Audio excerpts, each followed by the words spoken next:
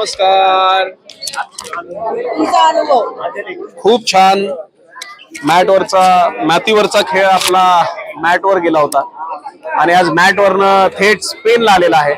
अत्यंत आनंदाचा दिवस आहे की आज आपले सर्व मराठी ही महाराष्ट्राची तरुण गोविंदा आज या स्पेन पर्यंत आलेले आहेत, बार्सेलोनाला आलेले आहेत आणि महाराष्ट्रासाठी अभिमानाची गोष्ट आहे. जसं मी सांगितलं की स्वप्न पाहिलं होतं प्रो गोविंदाचं, ते स्वप्न पूर्ण झालेलं आहे.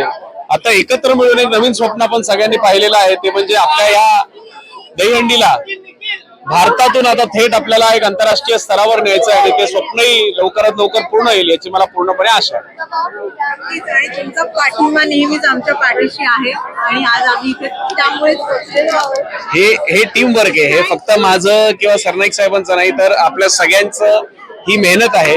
दहीहंडी समन्वय समिती असेल, सन्माननीय राज्याचे लोकप्रिय मुख्यमंत्री एकनाथ शिंदे साहेब असतील, आमदार प्रताप सरनाईक साहेबांचं तर प्रेम आणि आशीर्वाद नेहमीच आपल्या सोबत आहे.